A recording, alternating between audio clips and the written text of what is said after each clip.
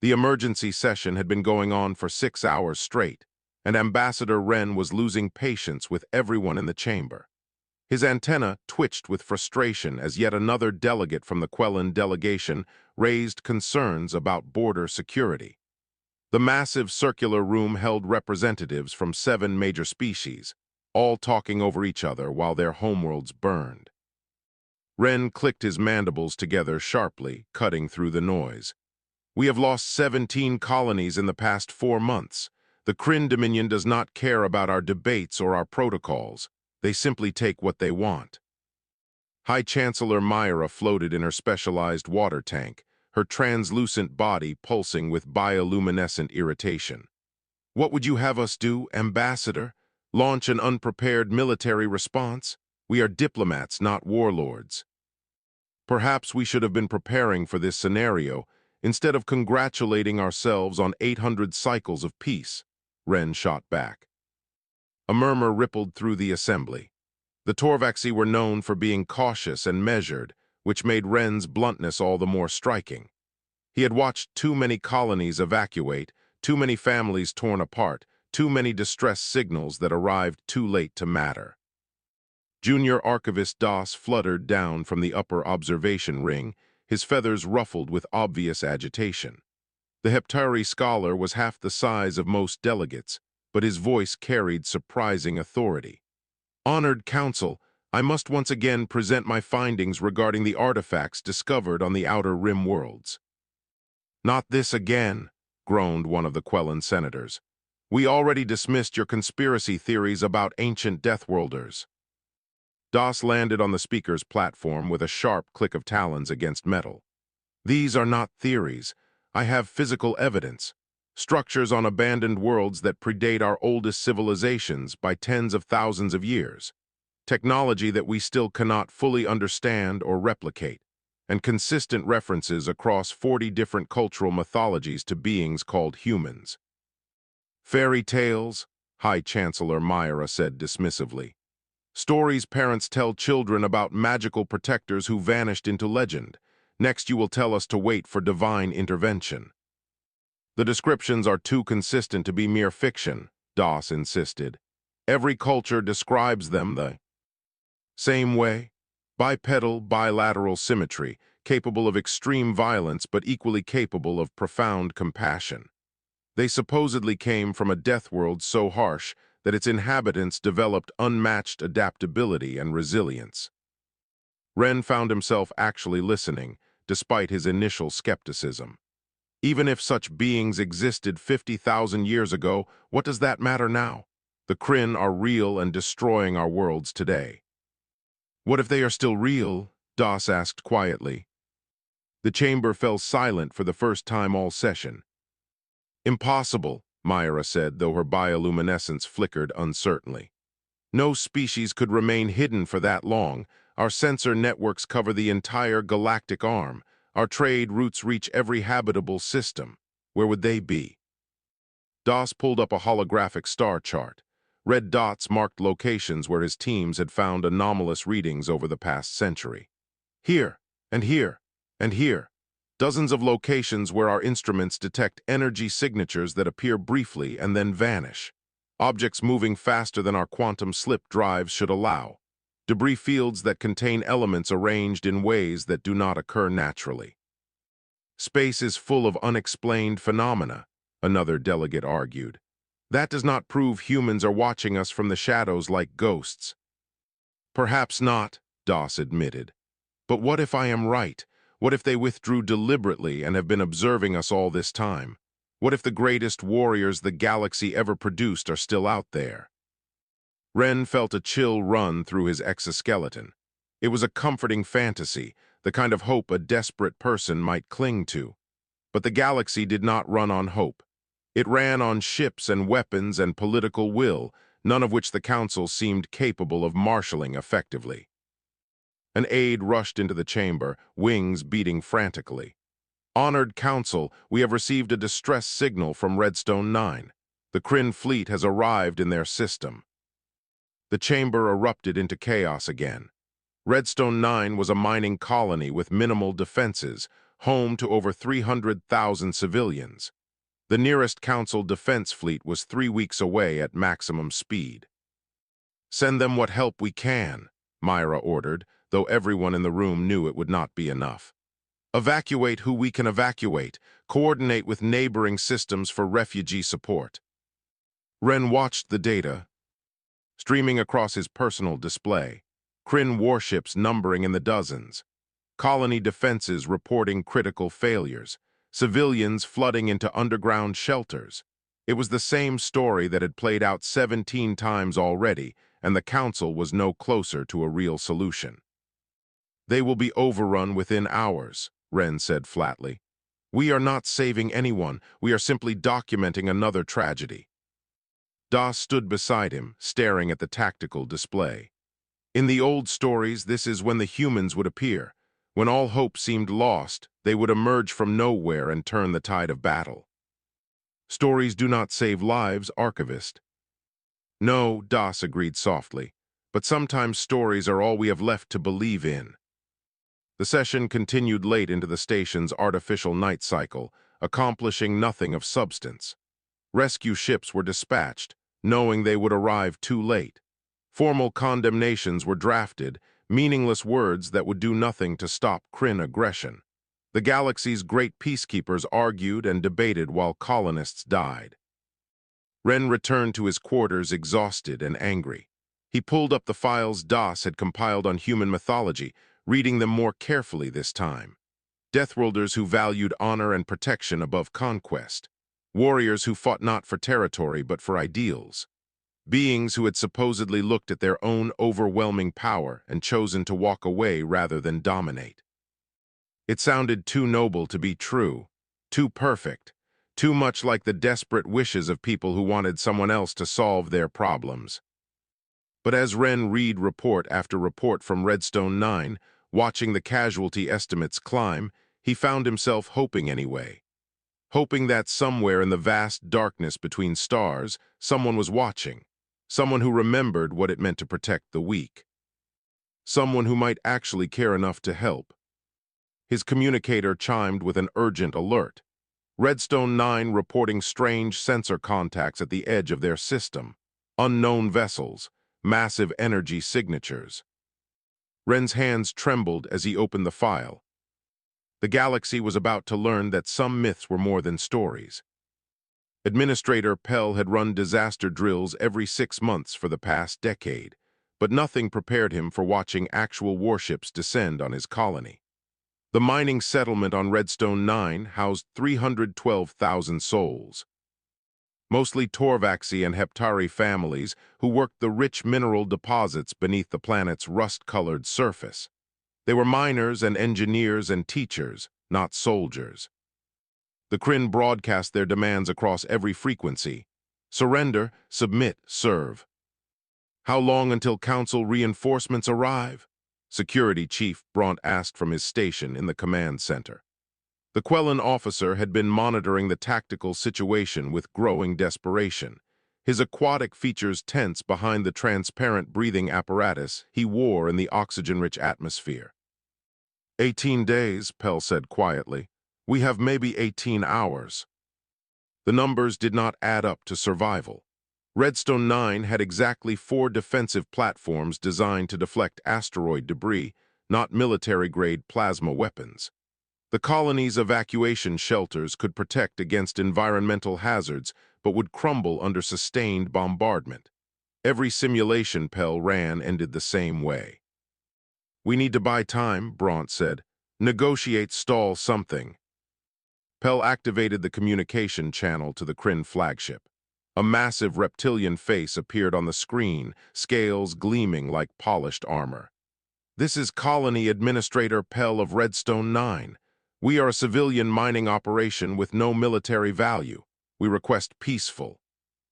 "Your requests are irrelevant," the Kryn commander interrupted. "You have 1 standard hour to power down all systems and prepare for occupation. Resistance will be met with total annihilation." The channel cut off. Bront slammed his webbed hand against the console. 1 hour.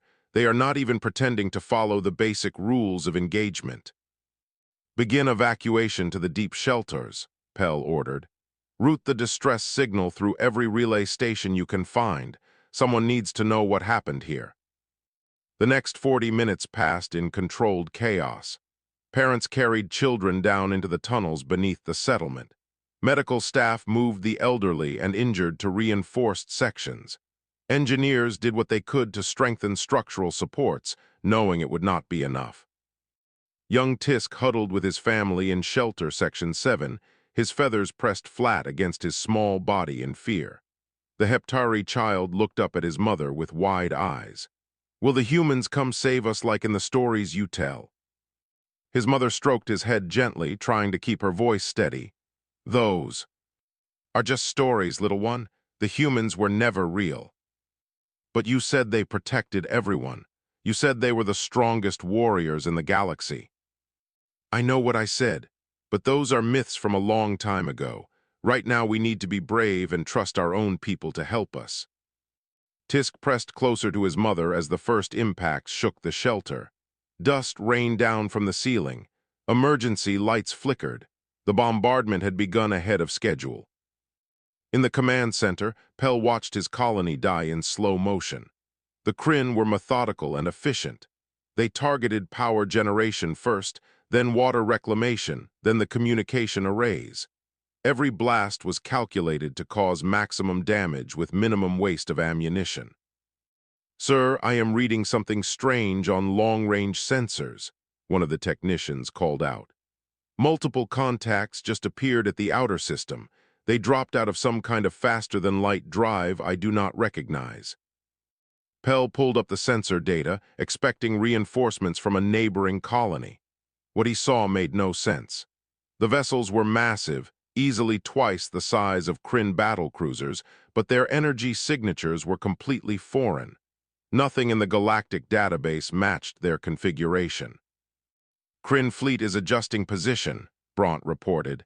"They have noticed the new arrivals, too." The Kryn commander broadcast on open channels. "Unknown vessels, identify yourselves immediately or be treated as hostile." The response came in perfectly clear galactic standard, spoken with an accent Pell had never heard before. The voice was calm, almost gentle, but carried absolute authority underneath. "This is Fleet Admiral Ross of the Terran Defense Coalition. You have 60 seconds to cease your attack on this colony and withdraw from this system. This is your only warning." "Terran," the word hung in the air like electricity before a storm. "That cannot be," Bront whispered. "Terran, that is the ancient name for humans." The Kryn commander laughed, a harsh, grating sound. "Humans are myths told to frighten children. You are clearly pirates attempting to intimidate us with fairy tales. Open fire." Kryn warships launched their first volley at the unknown vessels. Pell watched the tactical display, expecting to see the mysterious ships destroyed or at least damaged. Instead, something impossible happened. The human warships did not even move. Point defense systems activated with perfect precision, intercepting every single missile and plasma bolt before they came within a kilometer of their targets. The intercepts were so accurate, so effortless, that it looked more like a training exercise than combat. "All batteries full spread," the Kryn commander ordered, his earlier confidence replaced by uncertainty. The Kryn fleet unleashed everything. Hundreds of missiles streaked through space. Energy weapons blazed. It was enough firepower to level a small moon. The human ship swatted it all aside like insects. Then they returned fire. Pell had studied galactic military history extensively. He knew what modern space combat looked like. Ships exchanged fire at extreme ranges. Battles lasted hours or even days. Destruction came through accumulated damage and tactical maneuvering. The humans fought differently. Precision beams lanced out from the human vessels, moving so fast the sensors could barely track them. Each shot struck a Kryn warship with surgical accuracy, not at their hulls or their crew compartments, at their weapon systems, at their engines, at their communication arrays. Within 90 seconds, the entire Kryn battle group floated dead in space, completely disabled but with minimal casualties. Not a single Kryn ship had been destroyed. The humans had methodically dismantled their ability to fight without killing anyone. Impossible, Braunt breathed. That level of precision, that technology, that restraint. Smaller vessels began launching from the human ships, heading directly for Redstone 9. Pell's first instinct was to order the defensive platforms to fire, but something made him hesitate. These beings had just disabled a superior enemy force in less time than it took to describe. If they wanted to harm the colony, nothing would stop them. The human shuttles landed near the worst damaged sections of the settlement. Armored figures emerged, moving with purpose and efficiency. They began pulling survivors from collapsed structures, setting up medical stations, distributing emergency supplies. "Sir," one of the technicians said shakily, "one of them is requesting permission to enter the command center." Pell straightened his posture, trying to project calm authority despite the shock coursing through his system. "Granted." The door opened, and a human walked in. She was shorter than Pell expected, wearing armor that seemed to flow like liquid metal. Her face was unprotected, revealing smooth skin and startlingly expressive features. She removed her helmet completely, a gesture of trust. "I am Captain Diane Wright," she said in that same gentle but authoritative tone. "Are you the administrator?" "Yes, I am Pell. You are actually real." Wright smiled, and it transformed her entire face. "We have always been real. We just stopped visiting, but we never stopped watching." Ambassador Wren had traveled 3 weeks at maximum speed aboard a Council rescue vessel, only to arrive and find the crisis already over. His ship dropped out of quantum slip space, expecting to find ruins and refugee camps. Instead, he found a fully functional colony with construction crews repairing damaged structures alongside beings that should not exist. Humans, everywhere he looked, humans. They moved with efficiency and purpose, coordinating rescue operations with the colony's own emergency teams. Their medical personnel worked side by side with Quellan doctors, treating injured civilians with technology that seemed almost magical in its effectiveness.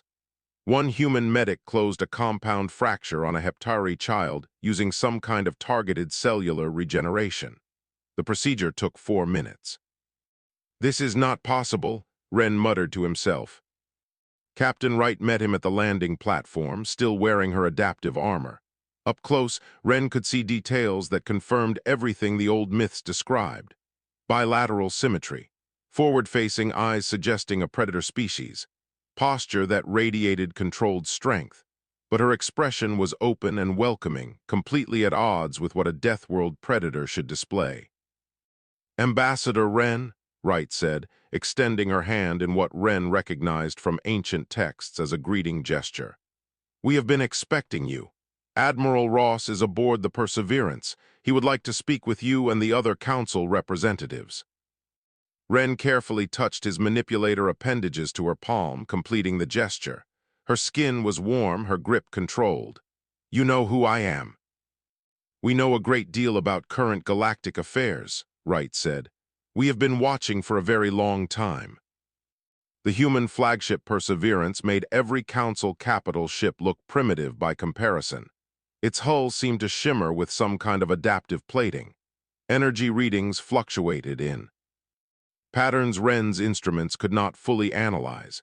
As his shuttle approached the docking bay, he noticed point defense turrets tracking their approach with perfect precision before recognizing them as friendly. Admiral Ross met them in a conference room that could have been comfortable in any galactic facility. Humans had clearly studied Council species extensively. The lighting was adjusted for Wren's visual spectrum. The atmosphere was calibrated perfectly. Even the seating accommodated his physiology. Ross was older than Wright, with gray streaks in his hair and lines around his eyes that suggested accumulated experience. He wore a simple uniform with minimal decoration, projecting quiet authority rather than demanding it. "Thank you for coming, Ambassador," Ross said, gesturing to a seat. "I imagine you have many questions." "Where have you been?" The words came out more harshly than Wren intended. For 50,000 years, the galaxy believed you were legends, children's stories, and you were simply hiding. Not hiding, Ross corrected gently. Withdrawing, there is a difference. Junior Archivist Das fluttered into the room, escorted by a human officer. The Heptari scholar looked like he might faint from excitement. I knew it. I knew the artifacts were real. I knew the patterns were too consistent to be coincidence. You were correct, Archivist, Ross said. Your research was remarkably thorough. We were actually quite impressed. A holographic display activated, showing star systems and timelines. Ross manipulated the images with practiced ease. 50,000 years ago, humanity was the dominant military force in this region of space. We had the strongest ships, the most advanced weapons, the most effective warriors. When conflicts arose, everyone looked to us to solve them. That sounds ideal, Ren said. A powerful protector keeping the peace. It was a trap, Ross replied. The galaxy became dependent on us. Other species stopped developing their own defenses. Diplomatic solutions gave way to asking humans to intervene. We were not protectors anymore. We were enablers of weakness. High Chancellor Myra appeared via quantum communication link, her form projected in holographic water. So you abandoned us, left us to fend for ourselves. We gave you the opportunity to grow, Ross said firmly. A parent who does everything for their child raises someone who cannot function. Independently, we recognized we were preventing the galaxy from maturing, so we made a choice. We returned to our homeworld. We isolated ourselves. We allowed you to develop your own strength.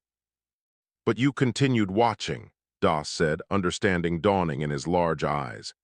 The anomalous readings, the unexplained sensor ghosts, that was you maintaining surveillance. We never truly left, Wright added. We just stepped back, monitoring stations hidden throughout the galaxy, automated systems tracking major events. We wanted to ensure you had the space to grow, but we were not going to abandon you completely if something catastrophic occurred. The Kryn Dominion is catastrophic, Ren said bitterly. 40 conquered systems, hundreds of thousands dead. Where was your intervention? Ross met his gaze steadily. We were waiting to see how you would respond. Would the Council unite? Would you develop the political will to defend yourselves? Would you find the courage to stand together against aggression? We failed, Myra said quietly. We debated while colonies burned. You have not failed yet, Ross said. You are still learning, still growing. But the Kryn represent a level of threat that requires immediate action, so we revealed ourselves, not to conquer, not to rule, but to help you stand. Help us? Ren's antenna twitched skeptically. You disabled an entire battle group in 90 seconds. Your technology is centuries ahead of anything we possess. How is that help and not domination? Because we are offering aid, not occupation, Wright said. We will train your forces, share defensive technology, coordinate strategy, but the decisions remain yours. The victories will be yours. We are here to support, not replace. Ren wanted to argue to reject the offer out of pride, but he thought about Redstone 9, about the 17 other colonies that had fallen, about the families torn apart and the lives destroyed. Pride was a luxury he could not afford. The Council will need to vote on accepting human assistance, Myra said. Many will resist. They will see it as admitting our own inadequacy. It takes more strength to accept help than to refuse it out of ego, Ross said. We learned that lesson 50,000 years ago. We had to accept that our strength was hurting you. Now you must accept that cooperation is not weakness. Das pulled up tactical data on the Kryn fleet positions. They have fortified their core systems heavily. Even with human support, this will not be a simple campaign. Nothing worth doing is simple, Ross said. But together, I believe we can show the Kryn that aggression has consequences. And more importantly, we can show the galaxy that unity is stronger than any weapon. The quantum link flickered as Myra consulted with other council members. Ren could hear heated debate in the background. Finally, she returned to the projection. The vote is close, but it passes. The Council accepts human military assistance. But Admiral Ross, we need to be absolutely clear. This is cooperation between equals, not a rescue by superior beings. Ross smiled for the first time. Chancellor, we stopped thinking of ourselves as superior the day we realized wisdom matters more than weapons. You have something we lost during our isolation. You have learned to work together across species and cultures. That is the foundation of something greater than humanity ever built alone. When do we begin? Ren asked. We already have, Wright said, pulling up deployment schedules. Joint training exercises start in 3 days. Technology transfers begin immediately, and our combined fleet will need to move on Kryn's space within the month. Ren looked at the tactical projections, seeing possibility where before there had been only despair. The humans were real. The myths had returned, and perhaps, just perhaps, the galaxy had a chance after all. Security Chief Bront had commanded vessels for 23 years, but nothing in his training prepared him for piloting alongside humans. The joint exercises took place in a neutral system, with Council warships practicing maneuvers beside human destroyers that could probably defeat the entire galactic fleet single-handedly. Quellan vessel Tidebreaker, you are drifting 0.7 degrees off formation axis, came the calm voice of the human tactical coordinator. Adjust heading to compensate. Bront made the correction, frustrated by how easily the humans spotted every minor deviation. Their sensors were absurdly precise. Their coordination was flawless. Worse, they somehow managed to provide criticism without making it feel like an insult. Better, the coordinator said. Your reaction time is improving. Remember, formation integrity is not about perfection. It is about everyone compensating for each other. On the tactical display, Bront watched 300 Council vessels attempting to match movements with 40 human ships. It should have been chaos. The Council fleet represented 7 different species with 7 different command structures and communication protocols. But somehow the humans had developed a universal tactical language that everyone could follow. Captain Wright's voice came over the command channel. All ships prepare for simulated enemy contact. Multiple hostile vessels approaching from Grid Section 7. This is a live-fire exercise using training rounds. Engage at will. Bront felt his heart rate increase. Live fire meant actual weapons, actual targeting, actual consequences for mistakes. Beside him, his crew tensed at their stations. The enemy drones appeared on sensors, moving with patterns that mimicked Kryn attack formations. Bront ordered weapons charged, targeting solutions calculated. His gunners were good, among the best in the Quellan Navy. They got off exactly 3 shots before the human ships had already disabled 24 drones. Do not compete with us, Wright said, and Bront realized she had been monitoring his ship's performance individually. Work with us. Focus on targets we designate. Let us handle the ones requiring precision strikes. Your role is area suppression and support fire.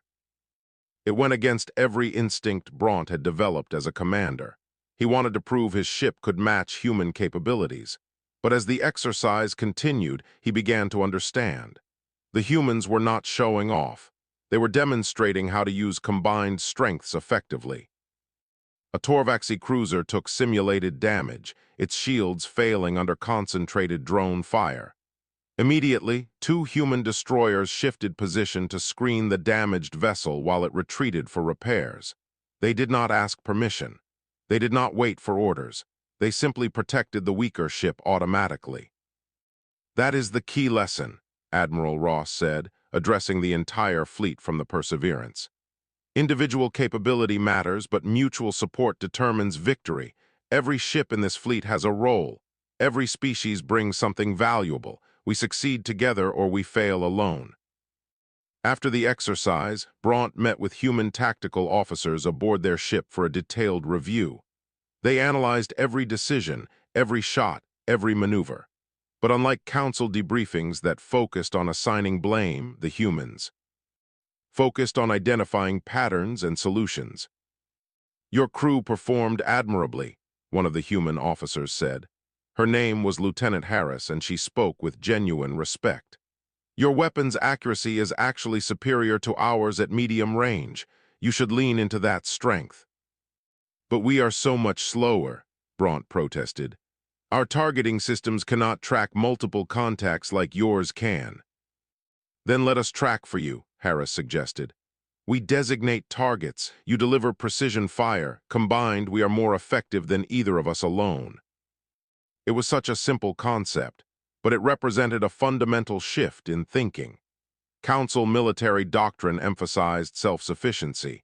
Every ship needed to handle every threat independently. The humans thought in terms of integrated systems where specialization created multiplicative advantages. Elsewhere in the fleet, similar revelations were occurring. Junior Archivist Das, now serving as a liaison officer, watched Heptari pilots training in human fighter craft. The smaller ships were designed to accommodate different species, with adaptive controls and life support systems. Young Heptari who had never flown combat missions before were learning maneuvers that would have taken years to master in conventional training. Your species has exceptional spatial awareness, the human flight instructor explained. Your evolution as flying predators gives you instincts we can leverage. You process three-dimensional combat space naturally. We can teach you the technical skills, but you already have the foundational advantage. Das felt a swell of pride. The humans were not just providing technology. They were helping each species recognize and develop their inherent strengths. In medical facilities, human doctors worked alongside Quellan physicians, combining human regenerative technology with Quellan expertise in aquatic biology. The collaboration produced breakthrough treatments for injuries that previously would have been permanent. Administrator Pell had been recruited to help establish supply lines and logistics networks. He met with human quartermaster officers who had been managing interstellar operations for decades of isolation. How did you maintain all of this? Pell asked, gesturing at the massive supply depot being established. The fleet, the technology, the training, for 50,000 years with no external support. The human supply. Officer, a weathered woman named Commander Parks, smiled. We never stopped being human. We adapt. We innovate. We prepare for situations we hope never occur. Every generation maintained the fleet and the knowledge, passing it down as both duty and heritage. But why, Pell pressed, if you truly withdrew, why maintain military readiness? Because hope is not a strategy, Park said. We hoped you would develop the strength to stand on your own, but we prepared for the possibility that you would need help. Responsible parents prepare for emergencies even while encouraging independence. 3 weeks of intensive training transformed the Council fleet from a collection of individual ships into a coordinated fighting force. Bront watched formation drills that would have been impossible before. Heptari fighters screened Torvaxi cruisers.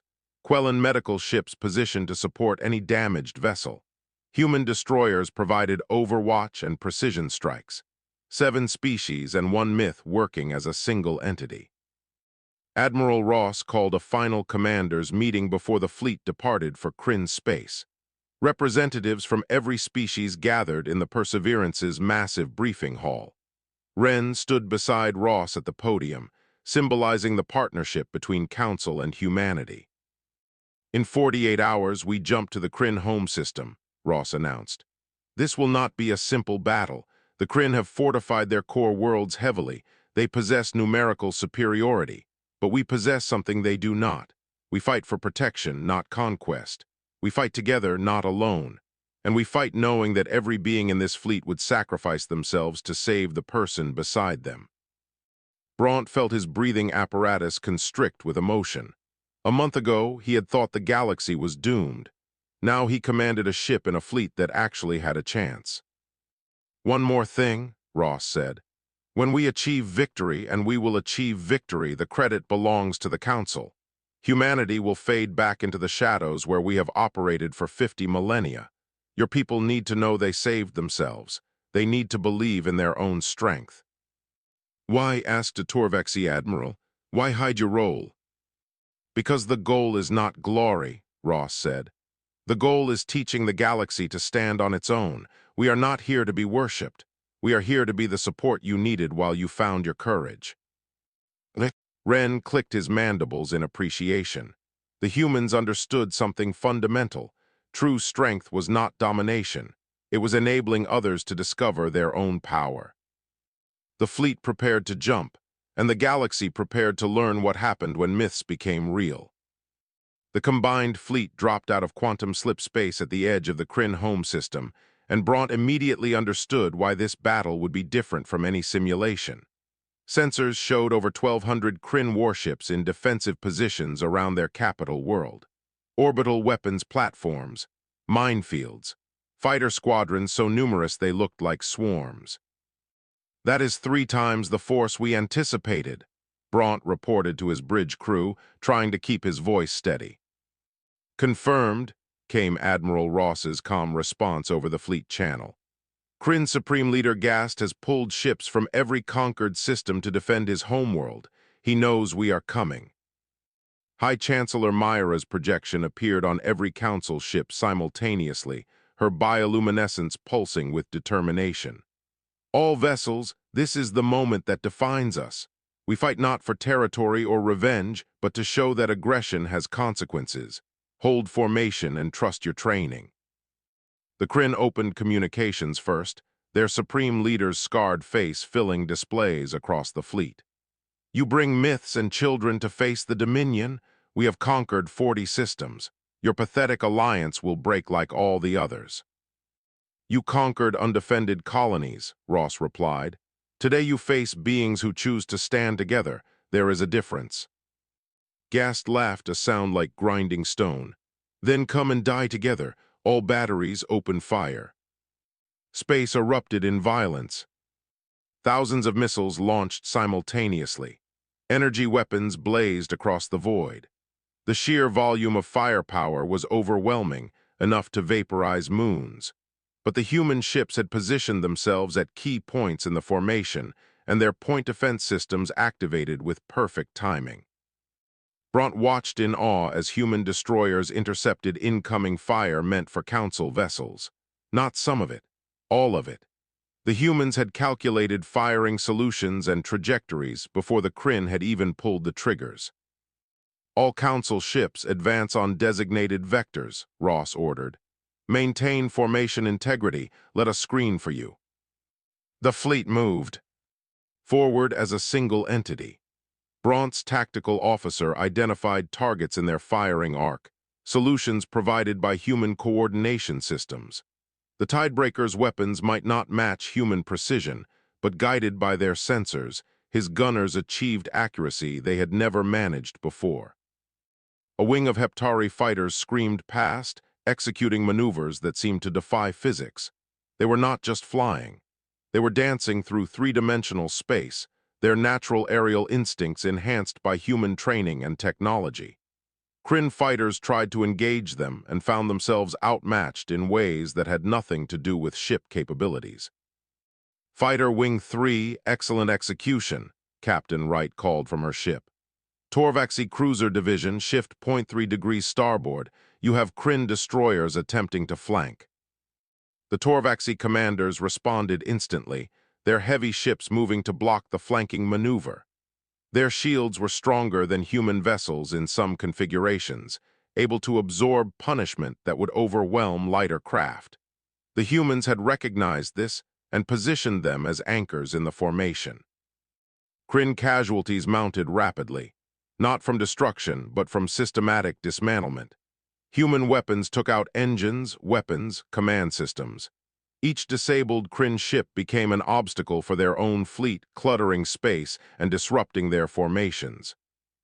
"They are not even trying to kill us," a Kryn sub-commander broadcast in confusion. "Because we are not here for slaughter," Myra responded, her voice carrying across all frequencies. "We are here to stop you. Surrender now and face trial for your war crimes. Continue fighting and be removed from battle by force." Gast's response was to order his ships to ram the Council vessels. Several Kryn cruisers accelerated on suicide courses, their crews apparently willing to die for their supreme leader's pride. Bront watched in horror as one headed directly for a Heptari medical ship full of wounded personnel. Three human destroyers moved into intercept positions so quickly Bront barely tracked the maneuver. They did not destroy the Kryn ship. Instead, they used precision tractor beams and careful weapons fire to alter its trajectory, sending it tumbling harmlessly past the medical vessel. "Medical ship, you are clear," the human destroyer captain reported. "Suggest you fall back to safer range." "Thank you," came the stunned reply from the Heptari ship commander. "You saved 300 lives just now." "That is what we do," the human said simply. The battle raged for 6 more hours. The Kryn fought with desperate ferocity, but desperation was not strategy. The combined fleet dismantled their defenses methodically, working through each defensive layer with patience and coordination. Bront's ship took damage when a Kryn missile got through their screens.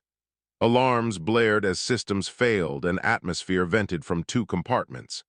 Before he could even call for help, a human repair ship was alongside, extending flexible docking tubes and sending damage control teams across. "We have you, Tidebreaker," the human engineer said. "Sealing hull breaches now. You will be back in the fight in 20 minutes." It took exactly 18 minutes. The human teams worked with efficiency that bordered on prescient, repairing damage Bront's own crew would have taken days to fix. They refused thanks, simply moving to the next damaged vessel. Finally, Supreme Leader Gast played his last desperate card. His flagship broadcast a system-wide warning. "All attacking vessels, cease fire immediately or I will detonate orbital weapons above our capital city. 10 million Kryn civilians will die, and their blood will be on your hands." Silence fell across the battlefield. "He is serious," Bront's sensors officer reported.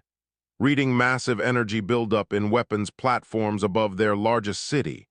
Detonation sequence initiated, 6 minutes to catastrophic explosion." "He would kill his own people," Myra whispered in horror. "Tyrants always do when they are losing," Ross said grimly. "Captain Wright, you are authorized for infiltration operation. Go." A single human ship broke formation, so small and fast that Kryn's sensors barely tracked it. The infiltration craft dove through the planetary atmosphere, evading defense fire through maneuvers that should have torn it apart. Bront watched the tactical feed as human special forces deployed, moving through Gast's command station like flowing water. 4 minutes remaining, 3, 2. "Weapon platforms disabled," Wright reported. "Supreme Leader Gast in custody. All Kryn forces, your leader is captured. Stand down immediately." The remaining Kryn ships powered down their weapons one by one. Some fled into deep space. Others simply surrendered where they floated. The battle was over. But the real victory came next. High Chancellor Myra broadcast to the galaxy. "This day, the Council showed that unity defeats aggression. This day, we proved that free peoples standing together cannot be conquered. Supreme Leader Gast will face trial for his war crimes. The Kryn people will be offered peace and reconstruction, not occupation." In all the broadcasts, in all the news coverage, in all the victory celebrations that followed, the human contribution was mentioned briefly, if at all. They were described as advisors, technical consultants, support personnel. Exactly as Ross had wanted. Bront found the Admiral later watching the celebrations from an observation deck. "You gave us the victory. Why hide your role?" Ross smiled. "Because the galaxy needed to know it could save itself. We were just the reminder that strength combined with wisdom defeats strength alone. You would have found that answer eventually. We simply helped you find it faster." 6 months after the Battle of Kryn Prime, Ambassador Wren stood in the rebuilt council chambers and barely recognized the organization he served. The massive circular hall now included seats for representatives from former Kryn colonies, newly freed and eager to participate in galactic governance. The atmosphere hummed with energy instead of the tired complacency that had defined the council before. High Chancellor Myra floated in her enhanced tank, addressing the assembled delegates. "Today we formalize what our actions have already demonstrated.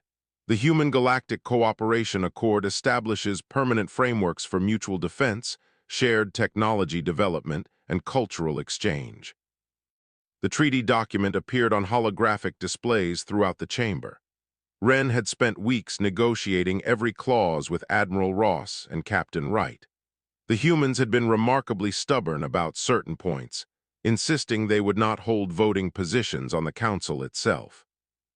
"We advise, you decide," Ross had said repeatedly.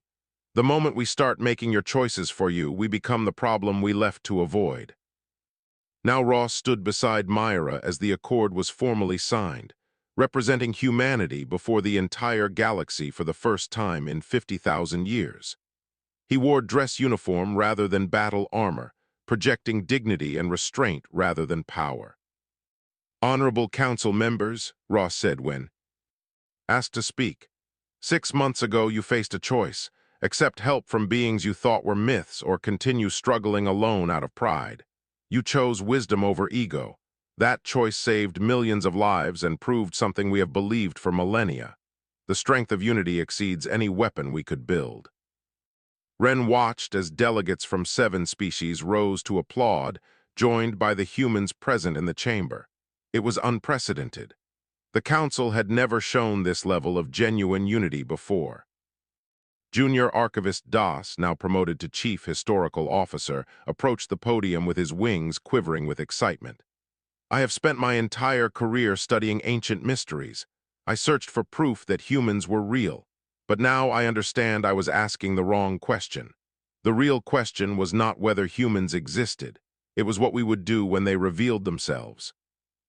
"And what did you do?" Wright asked from her position beside Ross. "We learned," Das said simply. "We learned that admitting weakness is the first step to developing strength. We learned that cooperation multiplies capability. We learned that the myths we told our children contained truth we had forgotten. Most importantly, we learned that we were capable of more than we believed." The accord passed with overwhelming support. Only a handful of delegates voted against it, citing concerns about becoming dependent on human protection. Wren understood their fears, but the treaty had safeguards built in. Joint training academies, technology transfers limited to defensive systems, regular reviews of the partnership, humans teaching but not controlling. After the ceremony, Wren found himself on a transport heading to Earth orbit. The Council had requested formal diplomatic recognition of the human homeworld, and Wren had been chosen as first ambassador. It was an honor that terrified him. Earth appeared on the view screen, and Wren felt his breathing apparatus catch. It was beautiful and horrifying simultaneously. Massive oceans, towering mountain ranges, weather systems that looked violent enough to shred unprotected spacecraft. This was a death world in the truest sense, and humans had evolved here, shaped by constant challenge into what they became. "Impressive, is it not?" Captain Wright had accompanied him on the journey, serving as his guide. "Most species see Earth and cannot imagine how anything survived here, let alone developed civilization." "It explains so much about your people," Wren said. "Your adaptability, your resilience, your instinct to protect others. You learned all of that simply trying to survive your own planet." "Survival teaches harsh lessons," Wright agreed. "But it also teaches the value of cooperation. Humans alone cannot survive Earth. We needed communities, families, strangers helping strangers because today's stranger might save your life tomorrow." The transport docked at a human orbital station, and Wren experienced Earth culture directly for the first time. Humans rushed about their business with characteristic energy, but they paused to help when they noticed his difficulty navigating their systems. Young humans stared with open curiosity. Older ones nodded with welcoming smiles. "They are happy to see you," Wright explained. "We have been isolated so long that contact with other species feels like coming home." Administrator Pell arrived on the station the next day, leading a delegation of colonists who wanted to thank humanity personally. He had been training for the diplomatic corps, using his experience coordinating relief efforts to bridge human and galactic communities. "I brought someone who wanted to meet you," Pell said to Wright. Young Tisk stood beside him, feathers still pressed nervously but eyes bright with wonder. "You are real?" Tisk said in perfect galactic standard. My mother said you were just stories, but you came and saved us anyway. Wright knelt down to the child's level, her expression gentle. We were always real, little one. Sometimes the adults forget that stories can be true, but you never stopped believing, did you? I knew you would come, Tisk said confidently. Heroes always come when people need them. We are not heroes, Wright said softly. We are just people who decided to help, and now your people are learning to help too. Someday you might be the one saving someone else. Ren watched the exchange and understood something profound. The humans had not returned to reclaim their position as galactic protectors. They had returned to teach the galaxy how to protect itself. Later, aboard the human flagship Perseverance, Admiral Ross showed Ren classified strategic displays. We detected something 3 weeks ago, deep space beyond explored regions, energy signatures we do not recognize, possible vessels, possible threat. Another crisis, Ren asked wearily. Or another opportunity, Ross suggested. The galaxy faced the Kryn together. Whatever comes next, we will face it the same way. But this time, you will not need us to lead. You will have the training, the technology, and most importantly, the experience of standing together. You are leaving again, Ren realized, fading back into myths. Not entirely, Ross said. We will maintain embassies, exchange students, joint research projects, but the day-to-day protection of the galaxy, that belongs to you now. We are confident you can handle it. Security Chief Bront had been given command of the first joint exploration vessel, crewed by members of all 7 council species, plus human advisors. The ship was designed to investigate the unknown signals, combining council diplomatic expertise with human military capability. Ready for departure, Bront reported to Council Command. Course laid in for unexplored Sector 47. Beside him in the co-command seat sat a human officer, young and eager. Behind them, Heptari navigators worked alongside Torvaxi engineers. Quellan scientists collaborated with human researchers. The bridge represented everything the galaxy had learned. Proceed when ready, Myra authorized. And Bront, remember you do not face the unknown alone. You have an entire galaxy behind you now. The ship jumped to quantum slip space, leaving Earth and Council space behind, heading into darkness with confidence earned through trial and cooperation. Ren stood in the Council chambers one final time before departing for his permanent Earth posting. He looked at the memorial wall, where names of those lost to Kryn aggression were inscribed. New names would inevitably be added as the galaxy faced future challenges. But now those who came after would face those challenges together. Ambassador Ren of the Torvaxi, first among many to learn the truth, understood the greatest lesson humanity had taught. Myths existed because people needed hope, but hope was not passive waiting for salvation. Hope was active choice to stand together despite fear. The humans had returned not as saviors but as partners, not as conquerors but as teachers, not as myths but as proof that legends could inspire reality. And the galaxy, finally mature enough to understand the difference, was ready to face whatever came next. Together, the way it was always meant to be.